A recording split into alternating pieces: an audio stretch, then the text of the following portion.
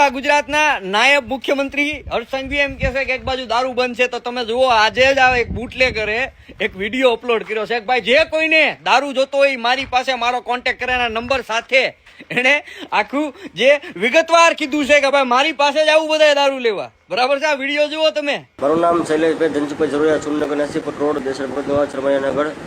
ભાઈઓ, તમને એક વિડીયો જાહેર કરું છું કે આપ કોઈને દારૂ બારૂ જોતો હોય તો મારો સંપર્ક કરજો. મારો નંબર છે 99 42 37 બીજો નંબર એક લખી લ્યો 89 573 5 9. એ પણ મારો નંબર છે અને તમને કોઈ પોલીસ નહીં પકડે એની પર હું તમને ગેરંટી આપું છું.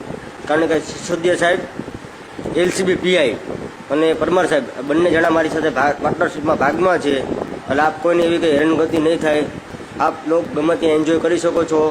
મારી પાસે સિગ્નેચર બ્લેનર RC એન્ટિકુટી બ્લુ બધી વસ્તુ છે અને મારો નંબર 24 કલાક ચાલુ છે. આપ ભાઈઓને મારી નમ્ર અપીલ છે જે ક્યાંય ન જતા દારૂ લેવા માટે, અને મને પોલીસનો પૂરો સહકાર છે. પરમાર સાહેબ મારી યારે ભાગમાં છે એટલે બીજું કોઈ તમારે ચિંતા કરવાની જરૂર નથી.